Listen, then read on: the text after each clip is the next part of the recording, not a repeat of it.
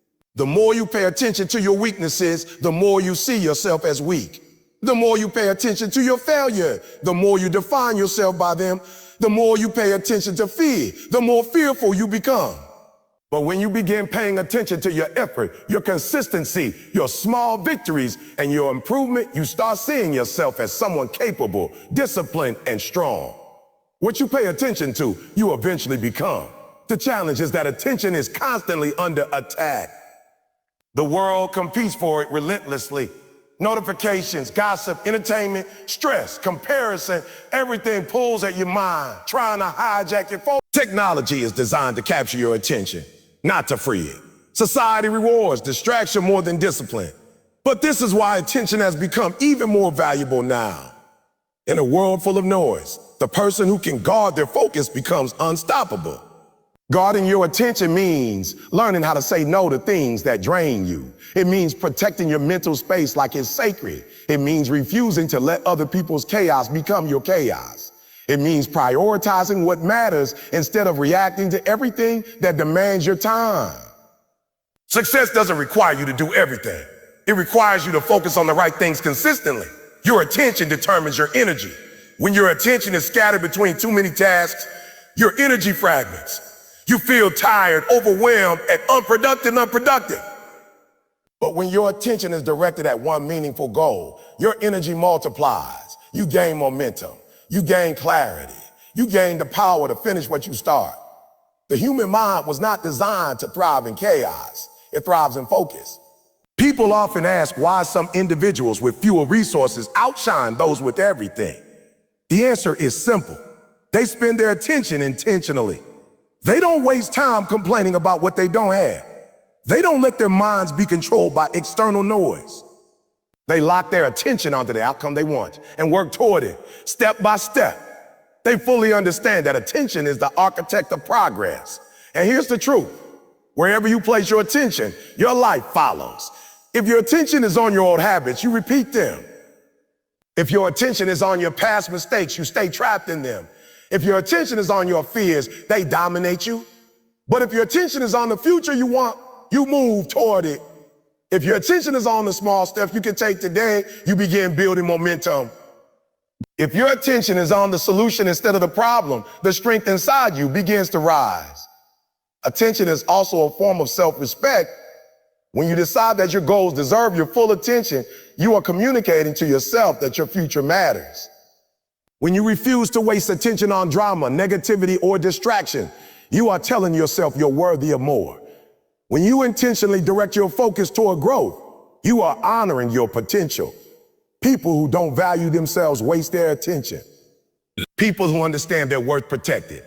Think about the times in your life when you experienced major breakthroughs. It wasn't because life suddenly became easier. It was because your attention became sharper. You locked in. You got serious. You shifted your focus. You decided to give your mind to the solution, not the struggle.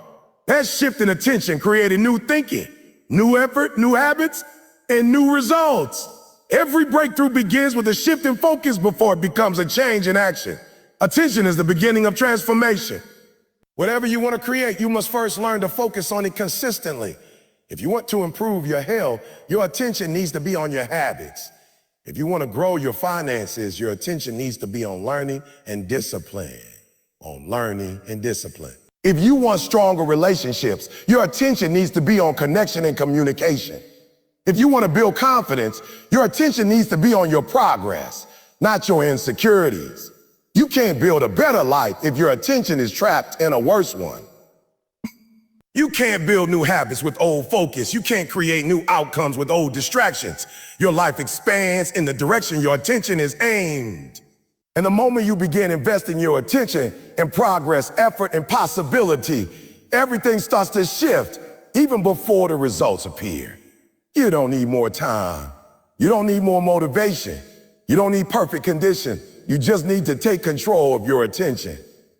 Once you control that, you control your direction. And once you control your direction, you control your destiny. Not every time you solve a problem, no matter how small, you are building something inside yourself that becomes far more valuable than the solution itself. You're building confidence. You're building belief. You're building a mindset that says, I can handle life. And once you possess that mindset, it becomes almost impossible for life to break you. What most people don't realize is that confidence isn't something you're born with. It's something you create through repetition. Every problem you solve becomes a brick, another brick, another brick, until eventually you build an inner foundation so strong that challenges no longer intimidate you the way they used to. People often think confidence comes from talent, personality, or external success. But confidence doesn't begin with accomplishments. It begins with proving to yourself that you can face discomfort and come out stronger. The people who walk with certainty, with boldness, with quiet strength aren't that way because their lives are easy. They're that way because they have solved enough problems to know they are capable of surviving difficulty. Every solved problem becomes evidence, evidence becomes belief, and belief becomes confidence. When you avoid problems, your confidence shrinks. When you run from problems, your confidence hides. When you pretend your problems don't exist, your confidence dissolves. But when you face a problem head on, even an uncomfortable one, you grow. You gain something nobody can take from you. Proof that you can handle adversity. A lot of people wonder why they feel insecure. They think, oh, why don't I trust myself? It's because they train themselves not to. They've spent years avoiding challenges, procrastinating on decisions, and hiding from responsibility. Every time you avoid a problem, you teach your mind that you don't have what it takes to handle it. And your mind believes whatever you repeatedly show it. That's why avoidance multiplies insecurity, but solving even one small problem reverses that message. You start telling your brain, oh, look, I handled that. I didn't run. I didn't hide. I solved it. And your brain responds by giving you a little more confidence. Solve another problem. The confidence grows. Solve 10. The confidence becomes visible. Solve 20. The confidence becomes a way of life. People often want confidence first before they take action, but confidence doesn't come before action. It comes because of action. No one feels ready at the beginning. No one feels strong before they lift the weight. No one feels confident before they do the scary thing. Confidence is built through doing, through taking steps, even when they feel shaky. Every action is a message sent to your identity. I am capable. And the more messages you send, the stronger that identity becomes. The biggest issue is that most people spend their lives solving other people's problems instead of their own. They invest their energy into distractions and outside chaos, but neglect the challenges in their own path. If people put half the energy they give to drama into building solutions for their future, they would be unrecognizable within a year. But because they don't, their confidence stays low, their belief stays weak, and their progress remains slow. Every solved problem has a ripple effect. You don't just solve that one issue. You become better at solving future ones. Your brain becomes trained to problem solve instead of panic. Your emotions become steadier. Your patience becomes stronger. Your thinking becomes clearer.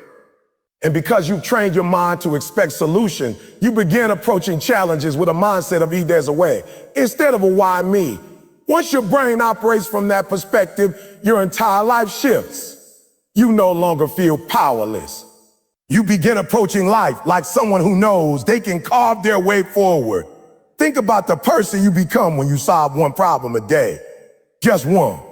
In a year, that's 365 problems overcome. Imagine the growth. Imagine the resilience. Imagine the confidence. That version of you will walk into rooms differently. You speak differently. You make decisions differently. You trust yourself at a level you never had before.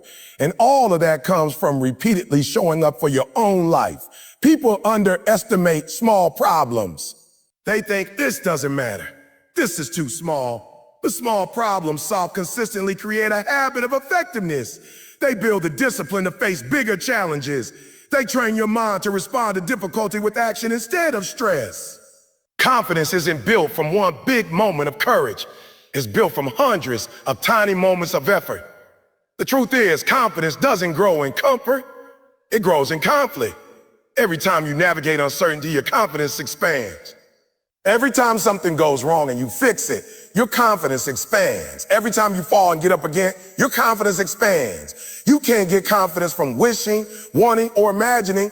You get it from experience, from doing, from problem solving. Even the problems you think you can handle are shaping you. Every challenge pushes you to develop new skill, new thinking, new strength. Some problems require creativity. Some require patience. Some require courage. Some require discipline. All require growth. And the more types of problems you experience, the more versatile your confidence becomes. You stop being someone who only feels strong in one area of life. You become someone who feels strong anywhere. True confidence isn't loud. It's quiet. It's the calm you feel when others panic. It's the belief you hold when others doubt. It's the steady mindset that said, I'll figure it out, even when you don't know how yet. That level of confidence only comes from solving your way through life. People talk about wanting a better life, but a better life requires a better you. And a better you is built through the problems you solve. Your future success will not be determined by how few challenges you face, but by how many you're willing to overcome. The more you face, the more you grow. The more you grow, the more powerful you feel. And the more powerful you feel, the more possibilities open to you. When you commit to solving problems, you are committing to your own evolution. You stop waiting for life to get easier. You stop hoping for circumstances to magically improve. You take the responsibility into your own hands. You become someone who creates stability instead of searching for it. You become someone who creates opportunities instead of waiting for them. You become someone who shapes their own path instead of following one. Every problem carries a gift. Some problems teach discipline. Some teach patience. Some teach strategy. Some teach resilience. Some teach humility. Some teach self-awareness. Every problem gives you something. And when you begin to see challenges not as obstacles, but as opportunity, your confidence skyrockets. You start believing that every difficulty is a chance to level up. That mindset turns setbacks into stepping stones. It turns fear into fuel. It turns life into a training ground that prepares you for greatness. When you've solved enough problems, you stop saying, I can't. You stop saying, I don't know how. You stop saying, what if I fail? Because you built evidence that you can learn, evidence that you can adapt, evidence that you can endure, evidence that you can overcome. And once you have that evidence, fear loses its power. Confidence built from problem solving is different from confidence built from praise. Praise fades. Compliments fade. External validation disappears. The confidence built from experience, effort, and solution stays with you. It becomes part of you. It becomes the way you move through the world. The more you solve, the more unstoppable you become. Not because life gets easier, but because you get stronger. Stronger in mindset. Stronger in discipline. Stronger in emotional control. Stronger in your belief. The world begins to respond differently to a person who carries that kind of internal strength. People trust them more. Opportunities come to them more. Success aligns with them more easily. Not because of luck, but because of the confidence they built through effort. You never outgrow the need to solve problems, but you do outgrow the fear of them. You realize that every problem is an invitation to grow, and every solved problem is a deposit into your confidence. You stop resisting difficulty. You stop running from challenges. You begin to embrace the process of becoming stronger. Confidence isn't given, it's earned. Every time you solve a problem, you earn another piece of it. And the more pieces you collect, the more unstoppable you become. There's a moment in every person's life when they realize that nothing truly changes until they do. Not their income, not their confidence, not their relationships, not their opportunities. Everything remains exactly the same year after year until they decide to move from thinking to doing. And what separates the people who stay stuck from the people who rise is not luck, not talent, not family background, not education. It is action. Pure, consistent, self-driven action. The kind of action that doesn't wait for motivation, doesn't wait for clarity, doesn't wait for approval. It's action that comes from a deep hunger inside, a decision to stop replaying the same excuses and instead move towards something better. Some people live their whole lives planning to start it one day. They say, when things calm down, I'll start. Or when I have more money, I'll start. Or when I feel ready, I'll start. But let me tell you the truth. Life is never going to schedule a perfect moment for you. There is no ideal hour, ideal weather, ideal mood, or ideal circumstance that suddenly makes your dreams easy. If you're waiting for perfect conditions, what you're really doing is giving yourself permission to delay your greatness. And the world is full of people who delayed so long that their dreams died in the waiting room. Meanwhile, the ones who took action, imperfect, messy, sometimes confused action, are the ones who achieve what others only imagine. Action is the great separator. You can have two people with the same problem, the same adversity, the same resources, even the same goal. One stays stuck, the other transforms. The difference isn't who had it easier. The difference is who decided to move. Action is what builds momentum. When you act, even in small ways, you send a signal to your mind. I'm serious. I'm committed. I'm not staying where I am. And once you make that shift, the world around you begins to shift too. Opportunities appear where you didn't see them before. People begin to take you more seriously. And you start discovering capabilities within yourself that you didn't even know existed. There are people who are waiting for someone to come and push them. They're waiting for encouragement. They're waiting for permission. They're waiting for someone to believe in them. But the truth is, nobody is coming. Yes, you'll have mentors and supporters along the way, but the initial spark has to come from you. You are the ignition. You are the engine. You are the person who has to take the first step, because nobody else can walk your path for you. If you don't push yourself, life will push you around. But if you act, if you step into motion, you start pushing life in the direction you choose instead of being controlled by circumstances. A lot of people say they want success, but their habits tell another story. They want a better life, but when you look at what they actually do daily, it doesn't match the level of greatness they claim to desire. They talk about goals, but don't take the actions required. They talk about discipline, but live on distraction. They talk about growth, but won't leave their comfort zone. Wanting is not enough. Wishing is not enough. Watching others succeed is not enough. Only action counts. Only action creates change. Only action can turn a dream into something you can touch, see, and live. And let me tell you something many people don't want to hear. Action often feels uncomfortable at first. It feels awkward. It feels scared. You won't feel confident. You won't feel ready. Your mind will tell you to wait, to relax, to think it through again. But confidence doesn't come before action. It comes after. You don't gain confidence by staying still. You gain confidence by doing the thing you're afraid of, failing, learning, and doing it again. Every time you take action, even if you stumble, you grow stronger. Well, and every time you avoid action, even if it feels safe, you shrink a little. Not physically, your belief shrinks, your courage shrinks, your identity shrinks. Action expands you.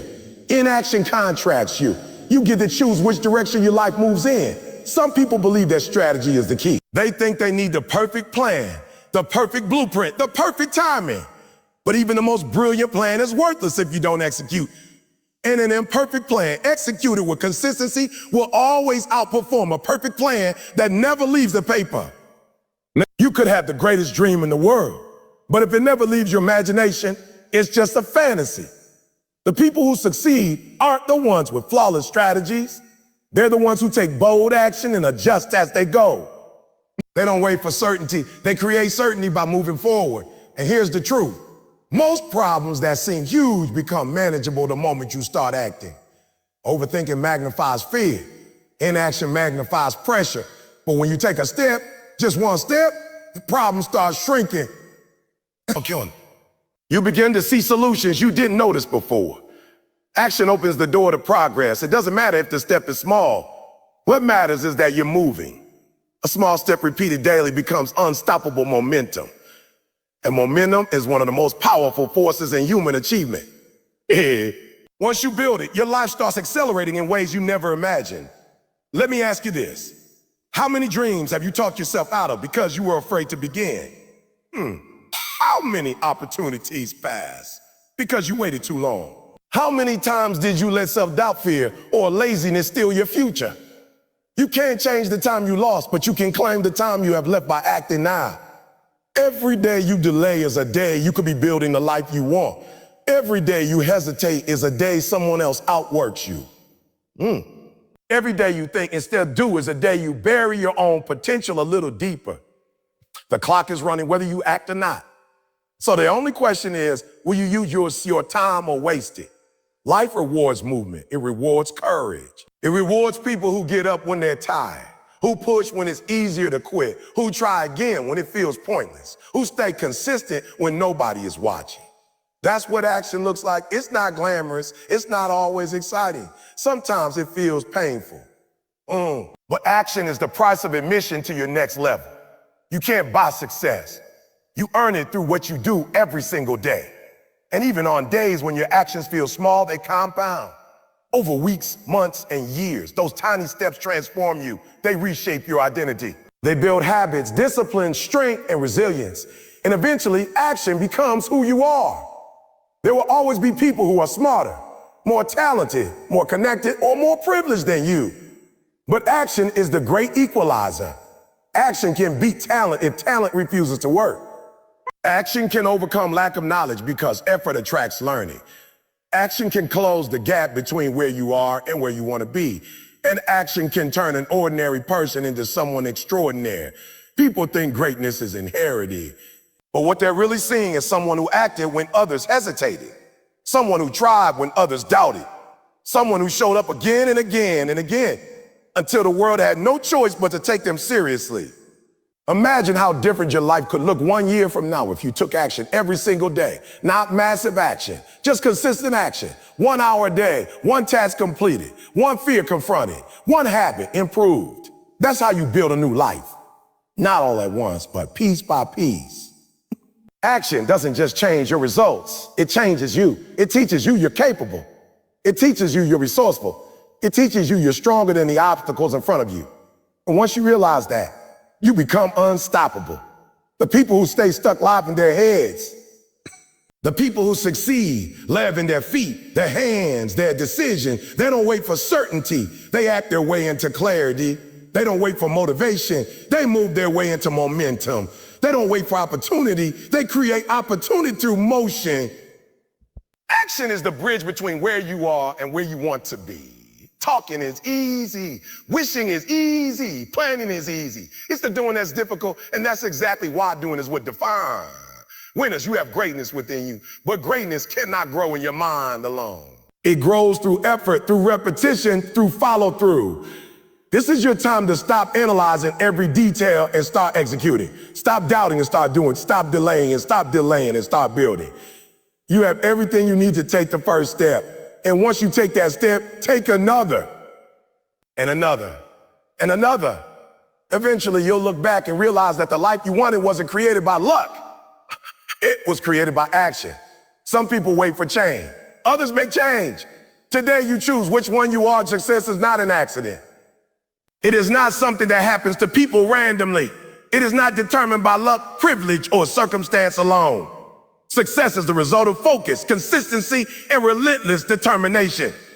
Yet most people never reach the level of success they dream about because they allow distraction, excuses, and doubt to guide their choices. They get caught up in the noise of life, comparing themselves to others, reacting to every little setback, and waiting for permission to start. But the people who achieve greatness are the ones who understand one fundamental truth. Your future is built by what you do consistently today. It's built not by grand gestures, but by the small decisions, the disciplined actions, and the relentless pursuit of what matters most. Most people are addicted to comfort. They want progress, but they want it without the discomfort. They want rewards without the work. They want validation without the effort. They want to feel motivated before taking action. But the truth is, comfort is the enemy of progress. You will never reach your potential while you cling to comfort. Growth always comes at the edge of discomfort, in moments that challenge you, push you, and demand more than you think you have. If you want more, you have to be willing to do more. And that more often begins where your excuses end. Focus is the ultimate currency of life. You can have talent, ideas, resources, or connections, but without focus, they are meaningless. Focus is what separates someone who dreams from someone who does. Focus is what separates someone who talks from someone who takes action. Focus allows you to block out distractions, to cut through the noise, and to direct your energy toward results instead of chaos. Every successful person understands the power of focus because they know that your life expands in the direction of your attention. What you focus on grows. What you ignore fades. If you're focused on problems, they will dominate you. If you're focused on solutions, you will overcome them. Consistency is another pillar of success that most people underestimate. You don't get fit from one workout.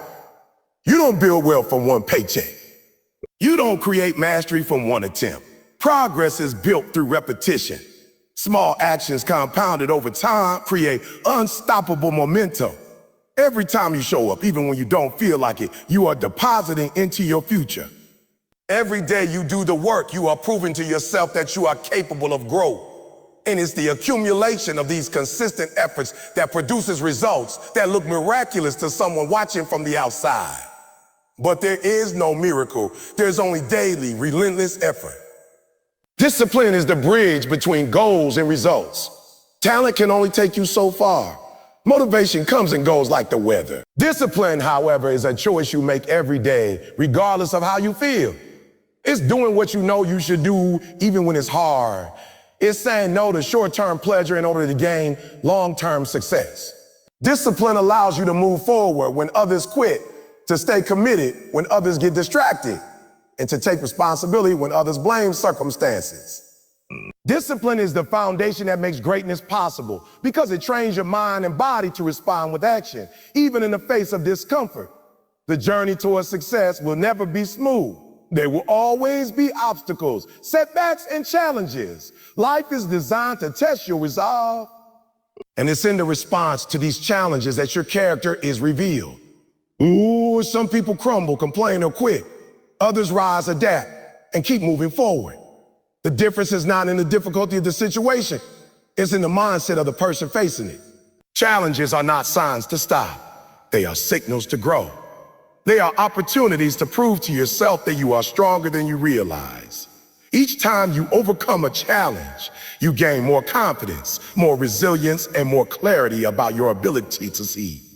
Most people fail because they focus on the wrong things. They focus on what they don't have instead of leveraging what they do. They focus on the past instead of creating the future. They focus on the opinions of others instead of their own vision. And while they are busy looking at all the reasons it won't work, someone else is quietly taking action, moving forward, and creating results. Your energy is finite. Where you put it determines what you build. Focus on what matters. Focus on what matters. Focus on what moves you closer to your goal. Focus on what is within your control. Let everything else fade into the background.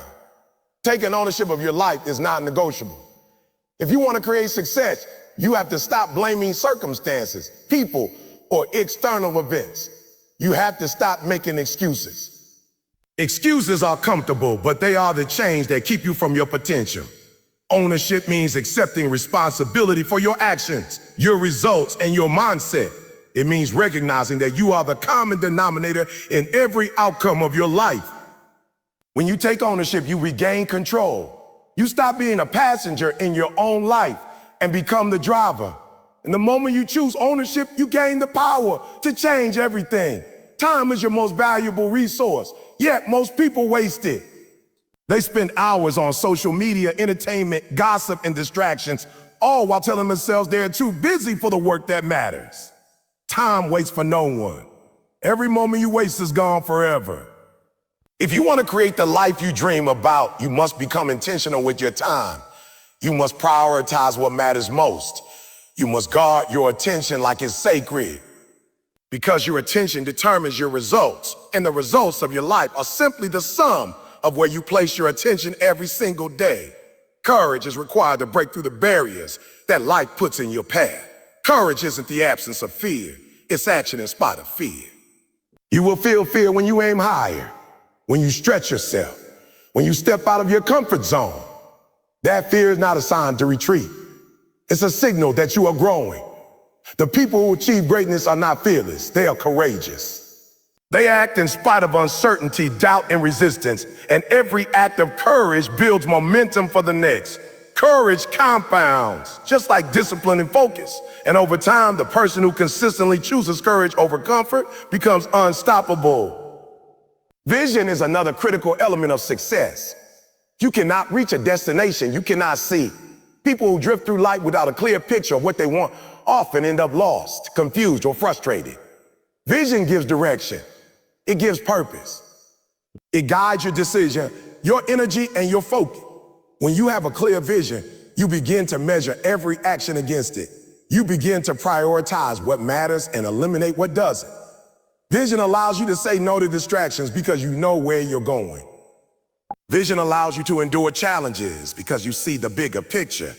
And vision fuels persistence because you understand that every effort is a step towards something greater.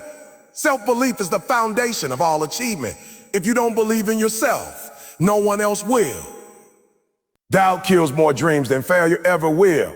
When you trust in your abilities, your discipline, your vision, and your persistence, you give yourself permission to act boldly. You begin taking risks, learning from mistakes, and expanding your capacity. You start creating opportunities instead of waiting for them. And the more you act in alignment with that belief, the stronger it becomes. Self-belief is not arrogance. It's confidence in your preparation, your effort, and your ability to learn. One of the biggest mistakes people make is thinking success will feel easy. The truth is, it will never feel easy. You will be tested. You will face rejection, criticism, setbacks, and delays. You will question yourself and others will doubt you. But what separates those who succeed from those who fail is persistence. Persistence is what keeps you moving when the initial excitement fades. Persistence is what keeps you going. Results are delayed. Persistence is what allows you to overcome obstacles and turn challenges into stepping stones. Success is the reward of relentless persistence in the face of adversity. The people who achieve greatness are not necessarily smarter, luckier, or more talented. They are more disciplined, more focused, and more willing to act when others hesitate. They understand that action compounds. Every small effort, every choice to keep moving, every decision to persevere eventually creates an unstoppable force. And they understand that the journey is never about perfection. It's about progress. It's about moving forward consistently, learning from mistakes, and becoming stronger along the way. Ultimately, your life is the sum of the decisions you make every day. Where you place your attention, how you spend your time, the habits you build, the challenges you face, the courage you muster, the discipline you maintain, and the persistence you commit to. These things determine your destiny. Nothing happens by accident. Nothing changes until you decide it must. You are the architect of your future. You are the author of your story. You have everything you need to start today. The question is, will you act or will you continue to wait? Listen to me. Life is going to throw problems at you every single day. I don't care who you are, where you live, or what you do. Problems are part of the game. But here's the deal. Some of you get stuck staring at the problem so long you forget there's even a solution. You're so busy replaying what went wrong, you never start working on what can go right. You gotta shift your mindset. Stop feeding your fear. Stop feeding your faith. The problem is the alarm clock. The solution is you getting up and taking action. The problem is the mountain. The solution is you climbing it step by step. People who win, they don't complain about the storm. They build a shelter. They plant seed. They use the rain to grow. You gotta learn to take control. Don't give your problems the power to define your future. Winners don't spend 90% of their time describing the problem and only 10% find an answer. Flip that. Put 90% of your energy into the solution. Put your focus where it will make an impact. If you want change, you gotta stop being problem-minded and start being solution-minded. Problems will always be there, but so will opportunities. The question is, where are you going to put your attention? I'm telling you, the moment you focus on solutions, your energy changes, your creativity comes alive, and your results go to a whole new level. When you face a problem, the first thing you have to understand is that it's not the problem that destroys you, it's how you see it. The way you interpret the situation, the perspective you take, that's what determines whether you get stronger or weaker. Too many of us, the moment something goes wrong, we see it as the end. We see it as proof that we're not good enough, that we're unlucky, that life is against us. But I need you to hear me. That's a choice. Your perspective is a choice. Two people can go through the exact same situation. One comes out bitter, comes out better. What's the difference? It's not the size of the problem, it's the size of the mindset. I remember times in my life when the circumstances looked impossible. I was homeless at one point. I was a high school dropout. Every sign around me pointed to failure. if I looked at it the wrong way, if I decided, this is my life now, this, how it will always be, I would have been done before I even started. But I made a decision. I wasn't going to let my current situation define my future. I wasn't going to look at my struggle as a prison. I was going to see it as a classroom. My pain was my professor. My mistakes were my textbooks. And every single day I learned. That's what I mean by shifting your perspective. Problems can either be walls that trap you or doors that teach you. You decide which one they are. The truth is, life will never give you a season without challenges. If you're waiting for a moment when everything is smooth, you'll be waiting your whole life. But if you can train your mind to see the problem as part of the process, as part of the growth, suddenly it stops feeling like punishment and starts feeling like preparation. When you shift your perspective, you stop asking, why is this happening to me? And you start asking, what can I learn from this? That one change in the question changes everything about the answer. Because of why me keeps you stuck. It keeps you focused on the negative. It keeps you in a victim state. But what can I learn? Opens up possibilities. It forces your brain to search for solutions. It gets you out of your feelings and into your future. Some of you right now are looking at your financial struggles and thinking, I'm broke, this is the end. There's somebody else in your same shoes is thinking, okay, this is my moment to get creative. This is my moment to start a side hustle, to learn a new skill, to make a change. The situation is the same, but the perspective is completely different. One person will sink and one person will swim. Not because the water is different, but because their focus is. You gotta understand that the way you see a problem, we either magnify it or minimize it. If you keep talking about it like it's a giant monster, if you keep replaying in your mind as this unbeatable enemy, then you're giving it power it doesn't even have. But if you start speaking about it as something temporary, something you can work through, something you can outlast, then you've already taken away half of its strength. That's why you hear me say all the time, don't make a permanent decision based on a temporary situation. What you see right now is not all there is. And let's be honest, most of the problems you faced in your life before you survived, you're still here. That means you got a track record of making it through. But because you didn't consciously shift your perspective, you may have forgotten your own strength. You've been through storms before. You've been in the dark before. You've taken hits before. And every single time, you made it out. So why would this time be any different? Here's the truth. Life is not against you. Life is just testing you. Life is asking you, do you really want this? Do you really believe in your dream? Are you willing to go through the fire to get it? And the only way to answer that is by the way you respond when things get hard. If you fold, if you quit, if you start complaining, you've answered the question. But if you keep going, if you see the problem as an opportunity to prove yourself, then you've already shifted your perspective into that of a champion. One of the most powerful things you can do is reframe the meaning of what's happening. You can't always control the event, but you can control the meaning you give it. A flat tire on the way to a big meeting. You can see it as a disaster that ruined your day. Or you can see it as a test of your patience, a reminder to leave earlier next time, even a blessing that might have saved you from an accident down the road. The event is the same, but the meaning changes your mood, your energy, and your action. When you start training yourself to look at problems differently, you also start building resilience. Resilience is not about avoiding problems. It's about bouncing back from them faster. And the faster you can reframe a situation from this is horrible to this is helpful, the less time you waste in frustration and the more time you spend in action. Think about it like this. Life is like a camera.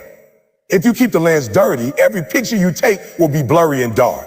But if you clean the lens, if you shift your perspective, suddenly the picture becomes clear. The problem hasn't changed, but your ability to see the details, to spot the opportunities, to focus on what matters has improved. That's the power of perspective.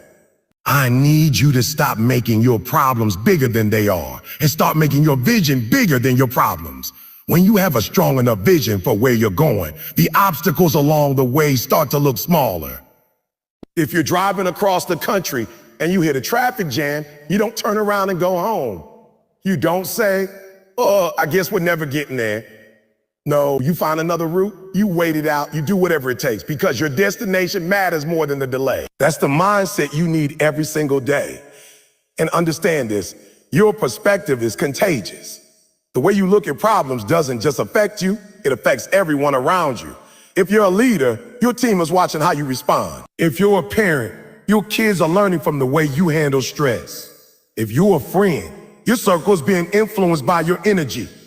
When you choose a perspective of possibility instead of panic, you give others permission to do the same.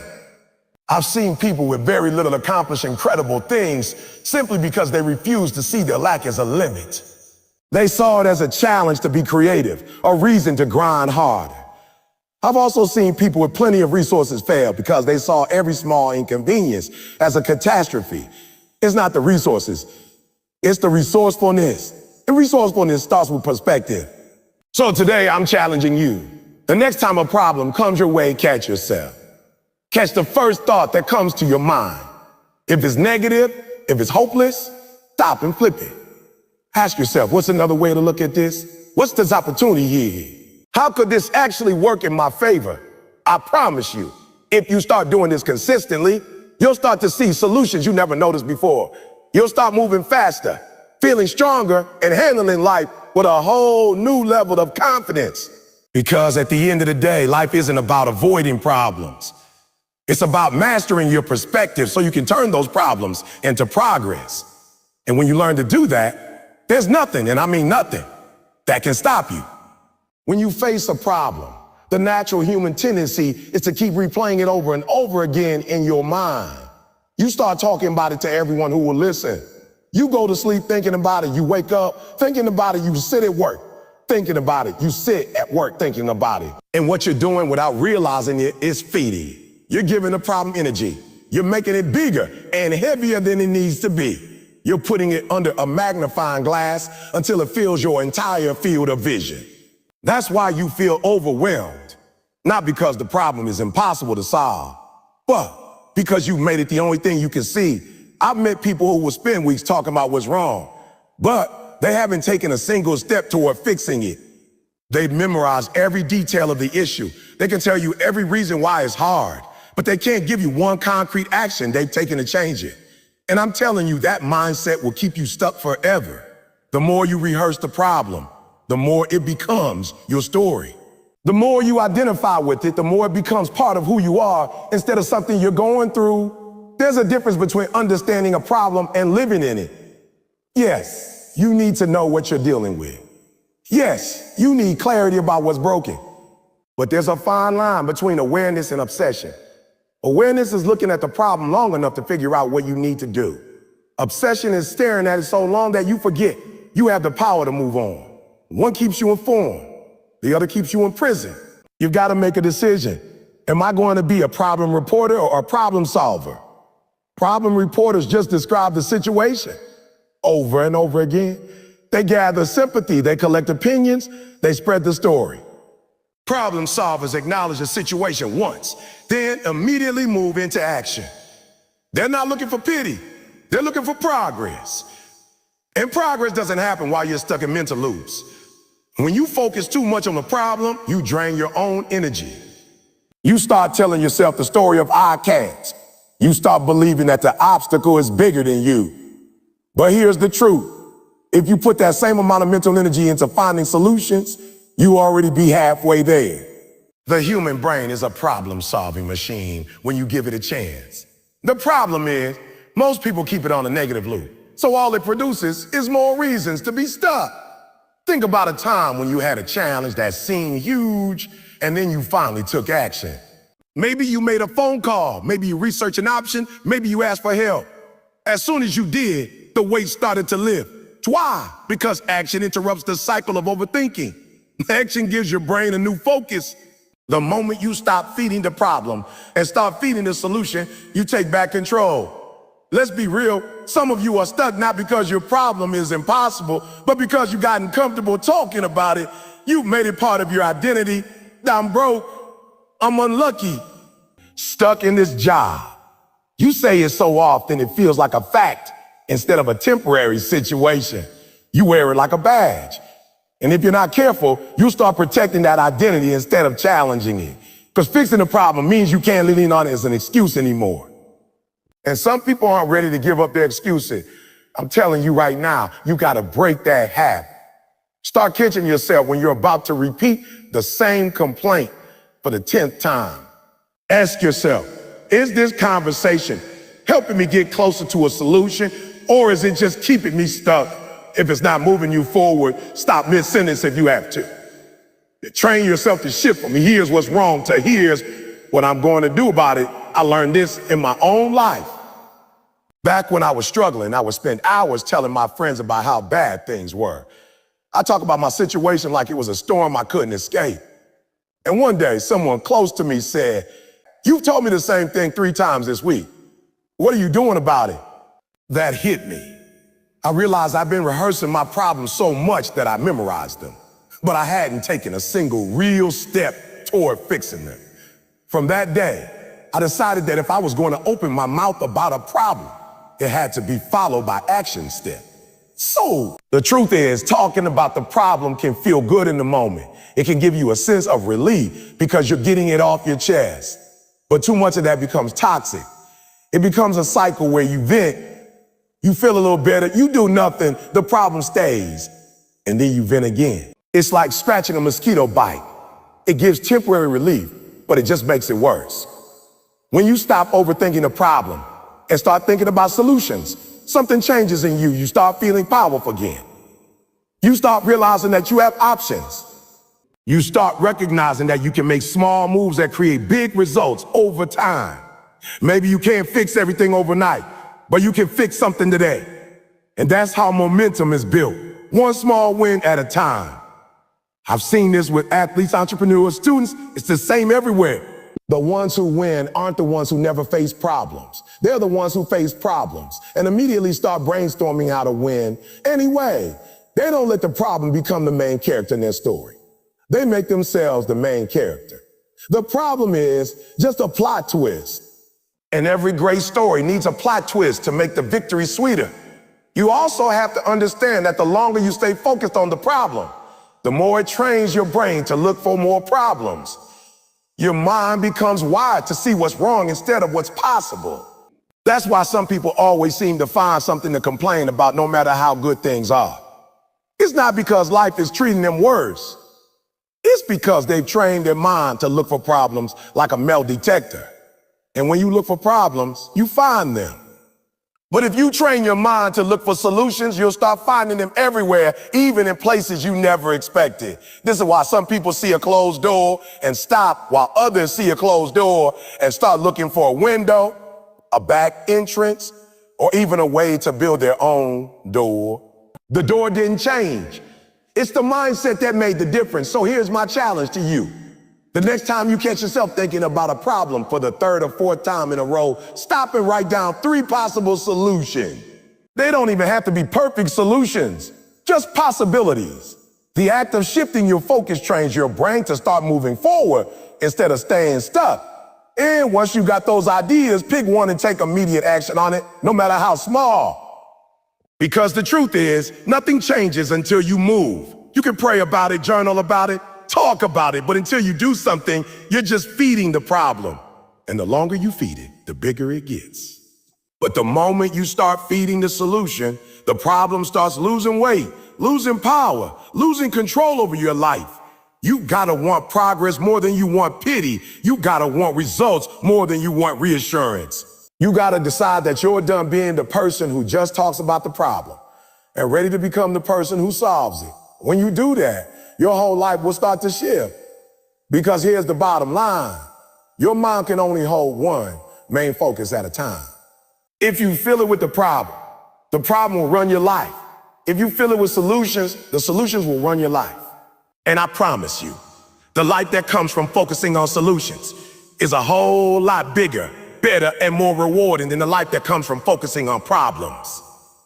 If you really want to change your life, you got to flip the energy ratio. Most people spend 90% of their time, their thoughts, their conversations, and their energy on the problem, and maybe 10%, if that, on the solution. That's backwards. That's like a doctor spending all day telling you what's wrong with your health and only giving you 2 minutes on how to get better. You wouldn't accept that from a doctor, but that's how you treat your own life. You talk about the problem over breakfast. You stress over it during lunch. You complain about it after work. And then you scroll social media looking for proof that other people have it better than you. And when it comes time to actually take steps toward fixing it, you're too mentally exhausted to do anything. You got to reverse it. You got to train yourself to put 90% of your energy into finding, creating, and acting on solutions, and only 10% on understanding and acknowledging the problem. Why only 10%? Because that's all you need to identify what's going on. You don't have to do a deep dive on every painful detail. You just need enough information to figure out what direction to move in. After that, it's all about the action. Here's the reality. When you put most of your energy on a problem, you magnify it. You give it room to grow. You make it feel bigger than it really is. But when you put most of your energy on the solution, you shrink the problem. It doesn't mean it disappears overnight, but it starts to lose its grip on your emotions. And once your emotions are back in your control, you start making better decisions. I've seen this in my own life and in the lives of people I've coached. The ones who keep their focus on the problem end up drained, bitter, and hopeless. They say things like, it's just one thing after another, or I can't catch a break. And because they believe it, they keep finding more evidence to prove it. The ones who flip the ratio and focus on solution, they're the ones who turn setbacks into setup. They see the same obstacles as everyone else, but their energy is going toward what they can do about it, not what's wrong. Imagine you're driving and your car breaks down.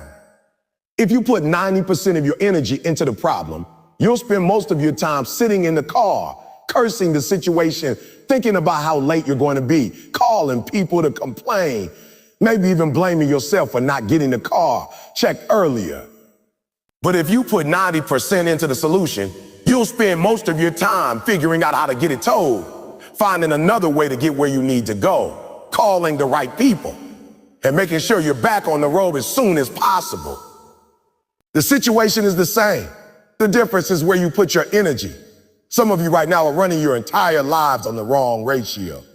You're giving your power, your creativity, and your emotional strength to things you can change and pouring them into the things you can.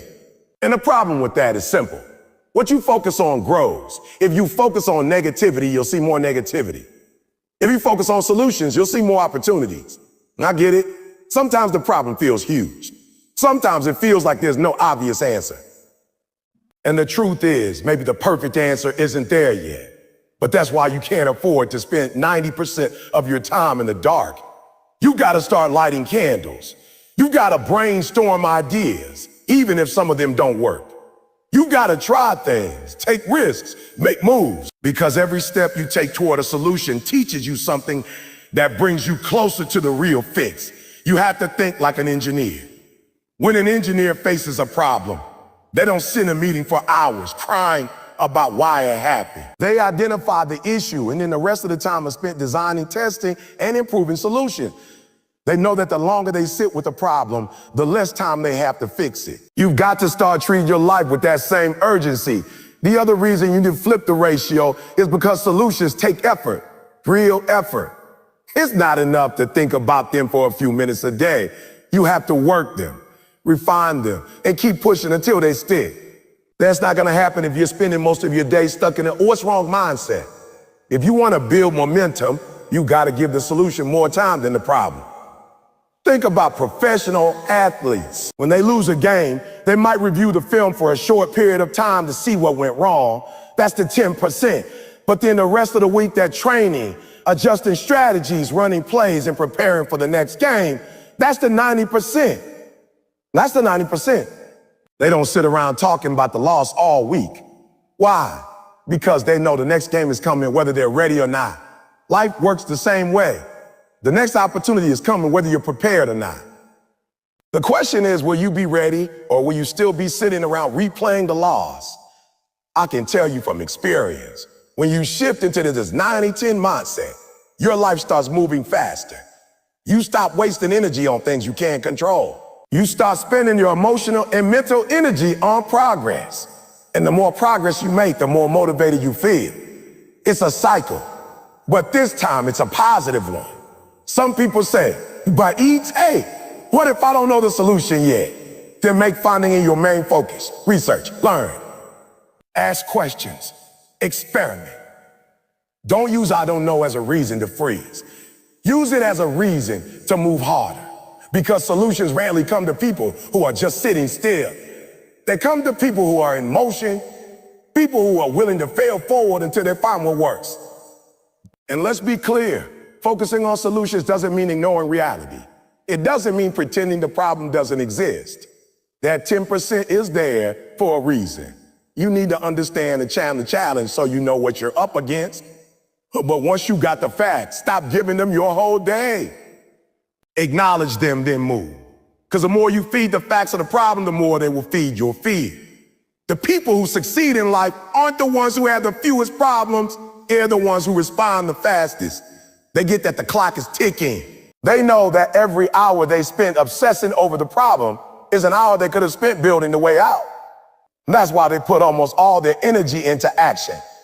So I'm challenging you to take an honest inventory of your time and energy. For the last week, where has most of your focus been? Be real with yourself. If you've been living in that 90% problem zone, decide today to flip it. Even if you can't go all the way to 90-10 right away, start by shifting the balance. Spend less time on what's wrong and more on what you can do. And keep adjusting until you've built the habit of living in solution mode. Because here's the truth. When you live in that 90% solution space, you stop feeling like a victim and start feeling like a creator. You realize that no matter what comes your way, you can handle it. You might not have all the answers yet, but you know how to find them. And once you get there, problems stop being roadblocks and start being detours, different routes that still lead to your destination. You can't control every problem that shows up in your life, but you can control how much of yourself you give to it. Give it just enough to understand it, then give the rest of yourself to building the answer. That's how you win. That's how you turn challenges into triumphs. That's how you take your life to the next level. The moment something goes wrong in your life, you have a choice.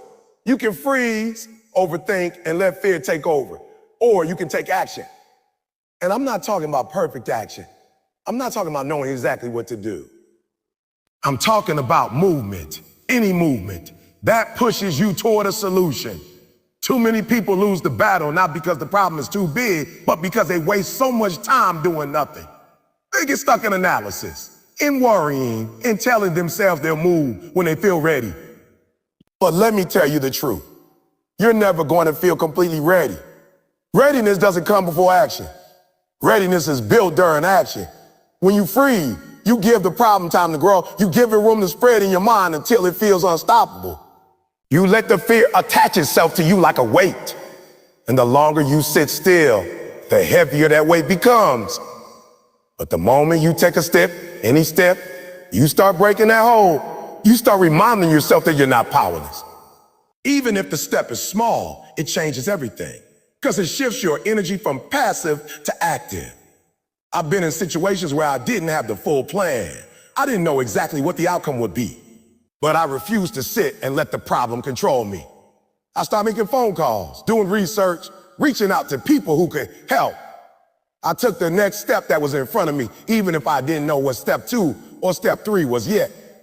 And do you know what happened? As I moved, the next steps became clear. See, that's the thing.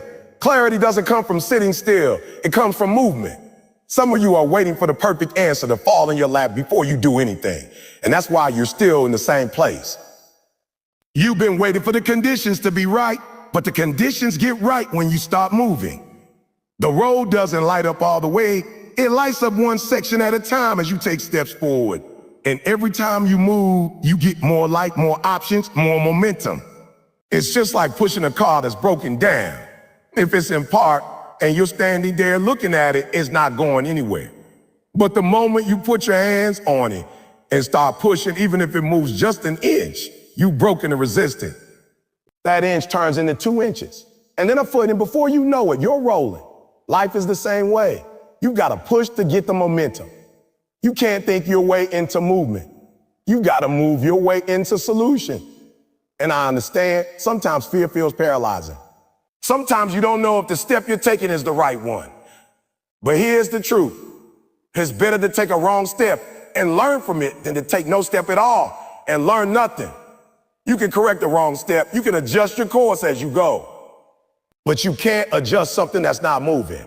You can't steer a parked car. One of the most dangerous lies you can believe is that waiting will make the problem go away. It won't. In fact, in most cases, waiting makes it worse. Small issues become big ones when left alone. A little tension in a relationship becomes a full-blown fallout. A small crack in your finances becomes a mountain of debt. A minor health symptom becomes a major diagnosis. Action is the cure for the disease of procrastination. You have to make a habit of responding quickly. I'm not saying be reckless, but stop giving fear and doubt room to talk you out of your own breakthrough. The faster you respond, the less time you give your mind to build walls around the problem. Speed is not just about solving the problem. It's about protecting your mindset. Every day you sit still, you train yourself to believe that you're stuck. Every day you take action, you train yourself to believe that you can change things. And listen, action is contagious. When you start moving, the people around you see it, and it gives them permission to start moving too. Your energy can inspire an entire team, a whole family, a community. But if you sit frozen, you send a different message. You tell people it's okay to wait until life gets easier. And life isn't going to get easier. You get stronger when you act, and that strength makes life feel easier. Sometimes the reason people don't take action is because they're afraid of failing. But you got to understand that failure is part of the process. You're going to get some things wrong. You're going to take steps that don't lead exactly where you hoped. But even those so-called failures are moving you forward because they're teaching you what doesn't work. They're helping you refine your approach. The only true failure is refusing to move. I've met people who've been thinking about starting for 5 years. Thinking about starting a business, thinking about going back to school, thinking about repairing a broken relationship. And after all those years of thinking, they're in the exact same place or worse. Why? Because thinking without action is just a longer way of saying I'm standing still. Action beats intention every time. The other side of this is that when you act, you feel a sense of ownership over your situation. When you freeze, you feel like life is just happening to you. You feel like a victim of circumstance. But the moment you act, you reclaim your role as the driver. You might still hit bumps, but at least you're holding the wheel. You're deciding the direction. And that shift from powerless to powerful changes everything about how you handle challenges. Let me make it real simple. When a problem shows up, acknowledge it and immediately do something. Make a call, write down a plan, take a step, send an email, have a conversation, anything that moves the needle forward. Don't give the problem the satisfaction of watching you sit there in defeat. Show it that you're a fighter, that you won't go down easy, that you're coming for the solution. And here's the thing. Once you start taking action consistently, it becomes who you are. You stop being the person who freezes, and you start being the person who responds. You build a reputation with yourself that you're reliable under pressure. And that reputation builds confidence, so that the next time a problem comes, you don't hesitate. You just move. If you think about it, some of the best breakthroughs in history came from people who didn't wait. They acted in imperfect conditions. They didn't have all the answers. They just refused to let time pass without trying something. And because they acted, doors opened that would have stayed shut if they had just sat there thinking about it.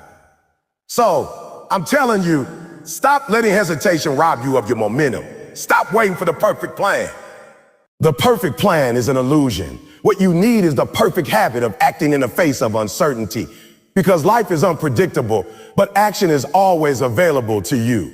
When you make movement your default response to problems, you stop being at the mercy of circumstances. You become a problem solver by nature, not just by choice. And when that happens, nothing can hold you back for long. Not fear, not doubt, not setbacks. Because you'll always be moving, and moving is life. Most people are so locked into the problem that they can't see anything beyond it. They stare at it, replay it, talk about it until it becomes the only thing they can think about. And here's the danger. What you focus on expands. If you spend all your time staring at the problem, your mind starts building walls around it. You start to believe that it's bigger than it really is. You start to think there's no way around it, no path forward, no hope. But the truth is, the problem is rarely as big as it feels. It just looks huge because you've made it the center of your attention. This is why you've got to train your mind to see possibilities. Your brain is wired to notice whatever you tell it is important. If you tell it the problem is important, it will look for more problems. If you tell it solutions are important, it will start looking for ways forward. The issue is, most people have been training their minds to focus on problems for years without even realizing it. They built a habit of looking for what's wrong instead of what's possible. And the only way to break that habit is to intentionally shift your focus. I'm not saying ignore the problem completely. You need to know what you're dealing with. But once you've identified it, your job is to stop staring at it and start scanning the horizon for solutions. Think about a driver on a winding road. If they keep staring at the pothole instead of looking ahead, they're going to hit it. It's not because they wanted to, but because your body follows your eyes. The same thing happens in life. Keep your eyes locked on the problem and you'll crash right into it. Start looking toward the possibility and you'll naturally steer toward them. One of the best ways to open yourself to possibilities is to start asking better questions. Instead of asking, oh, why is this happening to me? Ask, how can I use this? Instead of asking, what's the worst that could happen? What's the best possible outcome I can create here? Questions are powerful because they direct your focus. Bad questions keep you stuck. Great questions pull your mind into the space where solutions live. When you train yourself to see possibilities, something amazing happens. Your energy shifts. You stop feeling hopeless and start feeling curious. Curiosity is powerful because it moves you from a state of fear to a state of exploration. When you're curious, you're not just reacting, you're investigating, you're searching, you're open. And when you're open, you start seeing opportunities that were invisible before. The truth is, opportunities are all around you, even in the middle of your biggest challenges. But you can't see them when your mental lens is zoomed all the way in on what's wrong. You have to zoom out. You have to take a step back and see the bigger picture. Maybe the setback is forcing you to learn a skill you would have never picked up otherwise. Maybe it's pushing you into a new environment where you'll meet the right people. Maybe it's showing you a weak spot you didn't know existed so you can fix it before it causes bigger damage later. But you'll only notice these possibilities if you're looking for them. I've seen people go through some of the toughest situations. Losing a job, going through a breakup, facing a health crisis, and still come out better on the other side. Not because the problem was easy, but because they kept their eyes open for the lessons, the openings, the chances to grow. And I've seen others face the same kind of situations and spiral downward because they could only see the pain, not the potential. The difference wasn't the situation, it was the focus. You have to understand your brain is like a search engine. Whatever you type in, it will go find. If you type in the reasons my life is terrible, it will give you a list of reasons. If you type in the ways I can win today, it will go search for ways. You are in control of the search terms. And every time you choose to focus on possibilities instead of problems, you're changing the algorithm in your own mind. Sometimes seeing possibilities means you have to step outside your own head and get perspective. Talk to people who've been through what you're facing. Read about others who've turned similar challenges into victories. Surround yourself with people who are solution-oriented. Because if you spend all your time with people who only complain and dwell on the problem, you'll start to think that's normal. But when you're around people who look for the opportunity in every situation, you start training your eyes to do the same. And don't underestimate the small possibilities. Some people overlook them, e.g. for one big, perfect solution. But the truth is, big breakthroughs are often made up of small possibilities stacked together. A small conversation leads to a new connection. A small idea sparks a bigger one. A small change in your routine creates a new habit that changes your whole life. If you train yourself to see and act on the small openings, they'll lead you to the bigger doors. Another thing you got to remember is that possibilities often come disguised as problems. Sometimes what looks like a wall is actually a doorway. You just haven't found the handle yet. I've been in situations where I thought something was blocking me, only to realize it was redirecting me to a better path. But I never would have realized it if I stayed locked in on the frustration. I had to shift my view and start asking, what if this is happening for me, not to me? That question alone has opened up more possibilities than I can count. This mindset isn't just about optimism. It's about power.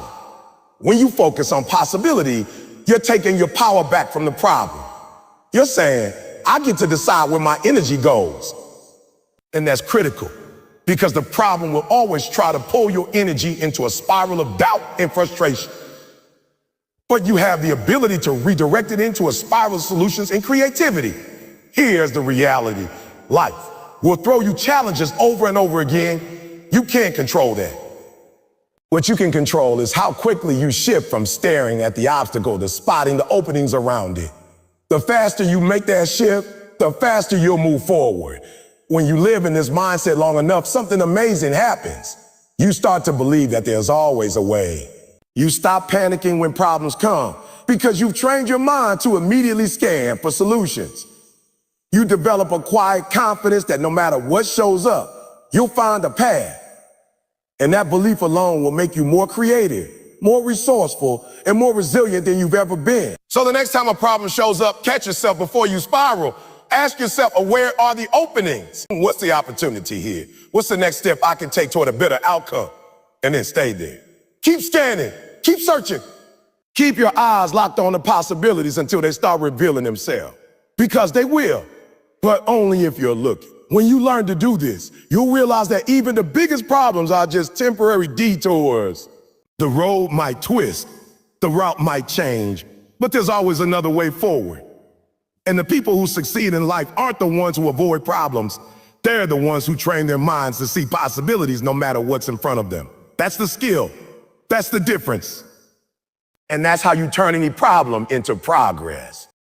When you're faced with a problem, the worst thing you can do is jump straight into trying to solve it without truly understanding it. Too many people hear about an issue, make a quick judgment, and then start throwing out random fixes like darts in the dark, hoping something will. But here's the truth.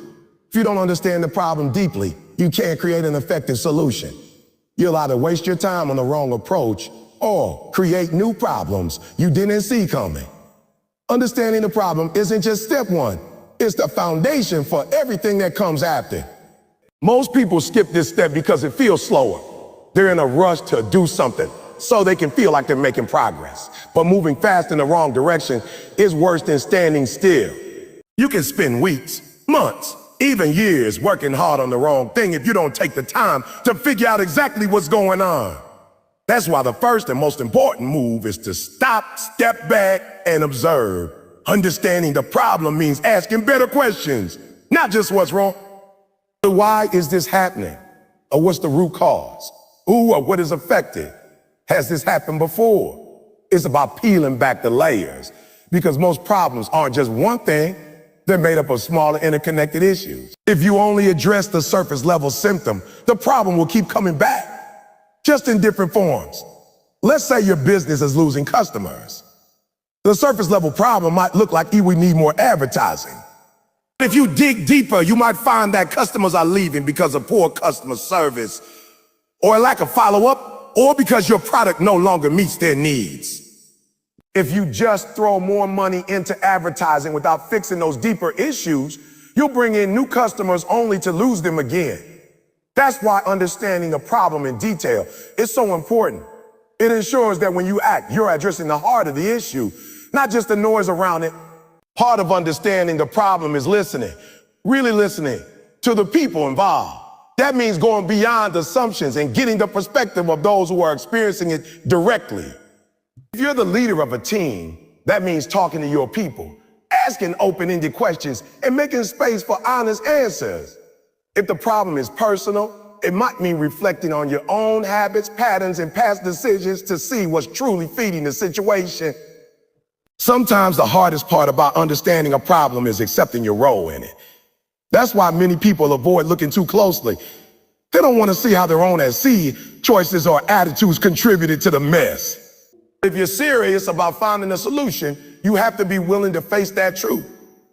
Because when you own your part, you also own the power to change it. Another key to understanding a problem is separating facts from opinions. In stressful situations, people often confuse the two. Someone might say, oh, this project is impossible, but that's an opinion, not a fact. The fact might be, oh, we don't currently have enough resources to finish this project on time. The first statement leads to hopelessness. The second leads to action. You strip away the emotional exaggerations and focus on objective truths. The problem becomes clearer and far less intimidating. You also have to recognize that every problem exists in a larger context. A challenge you're facing today might be part of a pattern that's been building for years. A personal setback might be linked to habits you developed long before you noticed the issue. Looking at the broader context helps you see connections you would otherwise miss. And those connections often point to where the solution lies. One powerful method is to break the problem down into smaller, more manageable parts. Big problems can feel overwhelming because they're so tangled and complex. But when you dissect them into individual components, you can examine each one more clearly. You might discover that one part of the problem is actually easy to solve, and fixing it will make the rest of the issue much smaller. This approach doesn't just give you clarity, it also builds momentum, because each small win moves you closer to the full solution. Another thing to keep in mind is that sometimes the problem you see isn't a real problem at all. It's just a symptom of something deeper. Think of it like a leaky ceiling. You can patch up the spot where the water is dripping, but if you don't find and fix the hole in the roof, the leak will come back. In life, the leaks, a failed project, a broken relationship, or a sudden crisis. But the hole in the roof could be miscommunication, neglect, poor planning, or an unhealthy mindset. If you can identify that root cause, you'll not only solve the problem in front of you, you'll prevent it from happening again. Taking the time to truly understand the problem also helps you communicate it better to others. If you're working with a team, clarity is crucial. You can't expect people to work toward a solution if everyone has a different idea of what the actual problem is. When you've done the work to define the problem clearly, you can bring everyone onto the same page, which means you can coordinate efforts more effectively. This step also builds credibility. People trust leaders who take the time to understand before they act. They can tell when someone has done their homework versus when they're just guessing. That trust becomes a powerful asset, not just in solving this problem, but in building stronger relationships and teams for the future. Sometimes understanding a problem requires gathering data and looking at it objectively. That could mean tracking numbers, reviewing past performance, or analyzing trends. Data doesn't have emotions. It just tells the story of what's actually happening. And while numbers alone can't always give you the full picture, they can confirm or challenge your assumption in ways that lead you to a clearer understanding. Patience is key here. In a world that rewards speed and instant results, slowing down to fully grasp a situation can feel unnatural. But rushing is how mistakes happen, and it's how you end up solving the wrong problem. Taking time to dig deeper might delay action for a little while, but it increases the chances that when you do act, you'll hit the mark. Of course, you don't want to get stuck in analysis paralysis, where you spend so much time studying the problem that you never actually move toward a solution. The goal isn't to understand every single detail before you act. It's to understand enough to take an informed first step. You can always gather more information as you go, adjusting your approach based on what you learn. The bottom line is this: understanding the problem is about clarity, and clarity is power. It transforms the way you see the situation. Instead of feeling like you're trapped in a maze, you start to see the layout. You notice the dead ends, but you also spot the paths that lead out. And once you see those paths, you can start walking toward them with confidence, knowing you're not just guessing, you're moving with purpose. When you take the time to fully understand a problem, you're not just solving something in a moment. You're building a skill you can use for the rest of your life. Every challenge becomes an opportunity to practice looking deeper, asking better questions, and finding the truth behind the surface. And the more you do that, the less intimidating problems become. Because you know that before you try to fix it, you'll know exactly what you're fixing. When you're facing a problem, it's easy to get tunnel vision and think you have to handle it all by yourself. That mindset is dangerous because it limits the range of solutions you can see and the speed at which you can act. The truth is, no matter how smart, talented, or capable you are, there are always people who can add value to your process. People who have been through something similar, who can see things from a different angle, or who have resources you don't. Seeking input and collaboration isn't a sign of weakness, it's a sign of strength. It means you're focused on getting the best result, not just being the person who came up with it. The first thing to understand about collaboration is that it doesn't just mean asking anyone and everyone for advice. You have to be intentional about who you involve. If you're dealing with a business challenge, seek out people who understand the industry, the numbers, or the customers. If it's a personal problem, talk to people you trust to be honest with you, not just tell you what you want to hear. The value of collaboration comes from quality, not quantity. 10 shallow opinions aren't worth one deeply informed perspective. When you bring the right people into the conversation, you expand your field of vision. Problems can look different depending on your position, and sometimes you're too close to see the full picture. Someone standing at a different angle might point out something you've completely overlooked. That's why collaboration is so powerful. It's like turning on extra lights in a dark room. The more lights you have, the fewer blind spots there are. It's also important to understand that collaboration doesn't mean you give up control of the decision-making process. You're still responsible for the final call.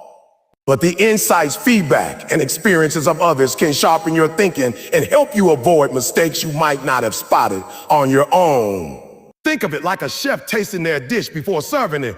They might have the recipe in their head, but a second opinion could be the difference between a good and exceptional. One of the best things about seeking input is that it can save you from reinventing the wheel. Someone else has probably faced a similar challenge before, and they may already have a proven approach to solving it. By learning from their experience, you can skip unnecessary trial and error and move faster toward a real solution. This doesn't mean you copy everything they did. It means you adapt what works for your situation. Collaboration also adds accountability. When you work alone, it's easy to procrastinate or get lost in overthinking. But when you involve others, you create a kind of shared commitment to progress. You're not just solving the problem for yourself anymore. You're now part of a team effort, and that shared responsibility can push you to follow through more consistently. The process of seeking input also forces you to articulate the problem clearly, and that alone can lead to breakthroughs. When you have to explain the situation to someone else, you're forced to organize your thoughts, strip away vague language, and get specific. In doing so, you might uncover details or patterns you hadn't noticed before. Sometimes the act of explaining the problem out loud reveals the solution before the other person even says a word. Of course, collaboration works best when it's done with humility. You have to be open to hearing ideas you might not like, and you have to resist the urge to defend your position too quickly. If you go into a conversation just to prove you're right, you're not collaborating, you're debating. True collaboration means you're willing to be wrong, to change your mind, and to let better ideas rise to the top, even if they don't come from you. There's also an emotional benefit to seeking input. Problems can feel isolating, especially when they're heavy or complicated. Bringing others into the process reminds you that you're not alone, and that alone can reduce stress and help you think more clearly. Sometimes you don't even need a full-blown solution from the other person. You just need their encouragement or perspective to give you the energy to keep going. But collaboration is a two-way street. If you want others to help you when you're facing a problem, you have to be the kind of person who helps others when they're facing theirs. Building strong, reciprocal relationships means you'll have a network of people who are willing to step in when you need them. And that network isn't built in a single crisis. It's built over time through consistent generosity and mutual respect. Another thing to remember is that collaboration doesn't always have to be direct. Sometimes seeking input means reading books, studying case studies, or listening to interviews from people who have dealt with similar challenges. You don't have to know someone personally to learn from their wisdom. The point is to expand your pool of insights beyond just your own mind. You should also be aware that not every piece of input will be useful, and that's okay. Part of your role in collaboration is filtering out what doesn't fit your situation. Just because someone offers advice doesn't mean you have to take it. The goal is to gather a wide range of perspectives, then use your judgment to piece together the best path forward. Sometimes the most valuable input comes from people who aren't experts at all. Experts can be great, but they can also be trapped in conventional thinking. Someone outside the field might bring a fresh, unconventional approach you never would have considered. This is why diversity and collaboration matters. Diversity of experience, background, and thought process creates more creative, well-rounded solutions. Collaboration can also make solutions stronger because it exposes them to testing before they're implemented. When you share an idea with others, they can point out weaknesses or potential consequences you didn't see. This allows you to refine and strengthen the plan before putting it into action, which can save you from costly mistakes down the road. One trap to avoid is surrounding yourself only with people who agree with you. It feels comfortable, but it's not helpful. The best collaborators are those who challenge your thinking in a constructive way, who will tell you the truth even when it's not what you want to hear. That kind of feedback can sting in a moment, but it's far more valuable than blind agreements. Finally, remember that collaboration is not just about finding the answer. It's about building something better than you could have built alone. When you invite other people into the process, you're not just solving the problem in front of you. You're building relationships, expanding your thinking, and creating a habit of openness that will make you more effective in every challenge you face. When you work alone, you're limited by your own perspective, your own experience, and your own creativity. When you collaborate, you tap into the collective intelligence of everyone involved. You're multiplying your resources, your ideas, and your ability to act. That's why the most successful leaders, innovators, and problem solvers all have one thing in common. They know when to bring others in. They understand that the strength of the solution often depends on the strength of the team that created it. So when you're stuck, don't just sit there spinning your wheels in isolation. Seek out voices you trust, perspectives you haven't considered, and experiences you can learn from. Let collaboration expand your vision, strengthen your ideas, and move you closer to the solution faster than you could ever get there alone. Because at the end of the day, it's not about proving you can solve everything by yourself. It's about actually solving it and solving it well. Do you want me to move directly into the keynote expansion so your full speech series is complete? Taking action quickly and decisively is often the difference between a problem that gets solved and one that spirals out of control. You can plan all you want, gather the best advice, and study every angle of the issue, but at some point you have to make a move. Too many people get stuck in the thinking mode for so long that they miss their window of opportunity. The longer you wait, the more complicated the problem becomes, the more options disappear, and the harder it is to get back on track. Problems don't just sit there quietly waiting for you. They grow, shift, and sometimes become even more difficult to handle. That's why action matters. Taking action doesn't mean rushing blindly into something without thought. It means moving forward once you have enough clarity to make an informed decision. It's about finding that balance between preparation and execution. Some people lean so far toward preparation that they never actually get started, while others jump in without thinking and make the situation worse. The goal is to reach a point where you understand the core of the problem. You weigh your key options, and then you commit to a direction and start moving. One of the biggest fears that holds people back from taking action is the fear of making a mistake. But here's the truth. You will make mistakes. Everyone does. The difference between successful problem solvers and those who stay stuck is that successful people see mistakes as part of the process, not the end of it. They act, learn, adjust, and keep going. You can't steer a parked car. Once you start moving, even if your first move isn't perfect, you can correct your course along the way. But if you sit still, waiting for the perfect moment, you'll be waiting forever. Another reason people hesitate to take action is the hope that the problem will just go away on its own. While some issues do resolve themselves with time, most of the important ones don't. In fact, avoidance usually makes them worse. The longer you delay, the more entrenched the problem becomes, and the more drastic your eventual solution will have to be. Quick, decisive action keeps the problem from gaining too much momentum. There's also a psychological benefit to taking action. It builds confidence and reduces stress. When you're stuck in indecision, your mind runs in circles, replaying the problem over. That mental loop drains your energy and makes the problem feel even bigger than it is. And the moment you take a step forward, even a small one, you break that loop. You shift from being a passive victim of the situation to being an active participant in solving it. That change in mindset can make a huge difference in how capable and motivated you feel. Taking action quickly doesn't mean acting recklessly. It means acting with urgency. Urgency is about recognizing that time matters and treating the situation with the seriousness it deserves. A lot of people confuse urgency with panic, but they're not the same thing. Panic leads to bad decisions because it's driven by fear. Urgency leads to smart, timely decisions driven by commitment. To act decisively, you need to trust yourself. That trust doesn't come out of nowhere. It comes from building a track record of following through. The more you practice making decisions and taking action, the more you'll learn that you can handle the consequences, even when things don't go perfectly.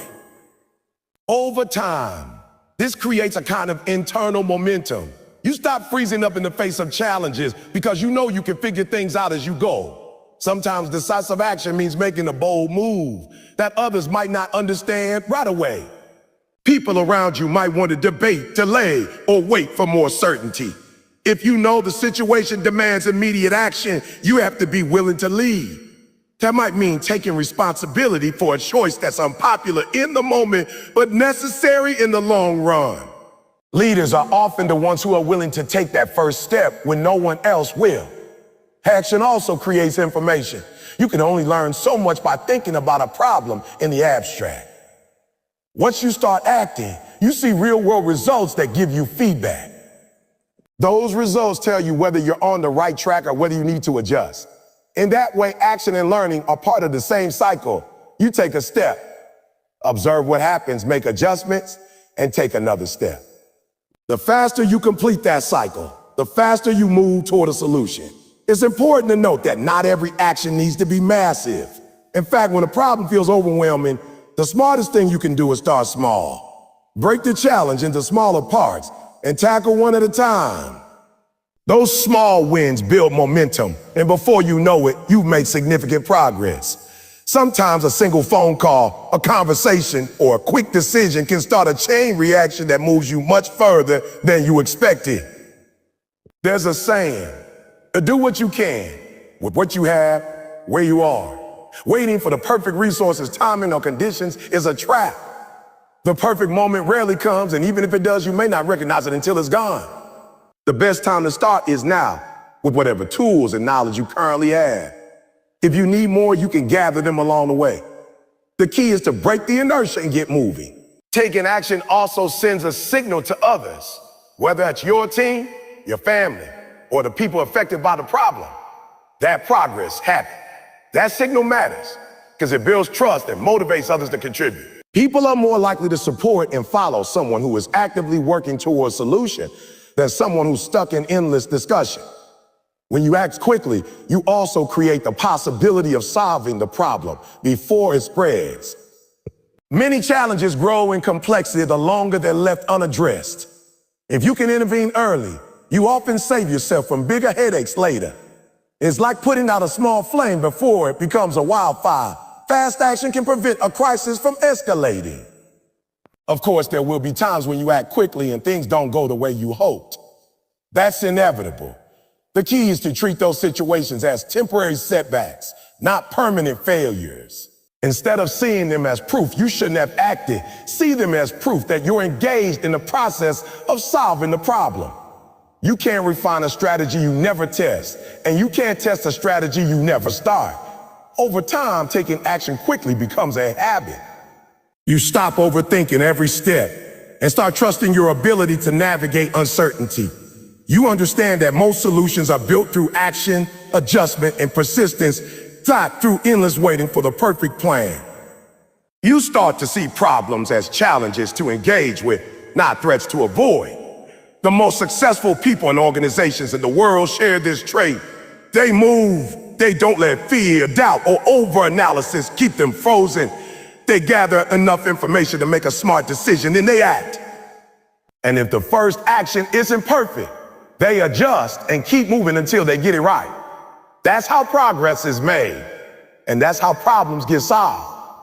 When you face your next challenge, remember this. Action is the bridge between where you are and where you want to be. No amount of thinking or talking will cross that bridge for you. You have to step onto it yourself. The sooner you take that step, the sooner you'll find out what works, what doesn't, and what needs to change. And every step, no matter how small, moves you closer to the solution. So don't wait for permission, don't wait for perfect conditions, and don't wait for the fear to go away. Take action now. You can think, adjust, improve along the way, but the most important thing is to start. Because while hesitation keeps you stuck in the problem, decisive action moves you toward solution.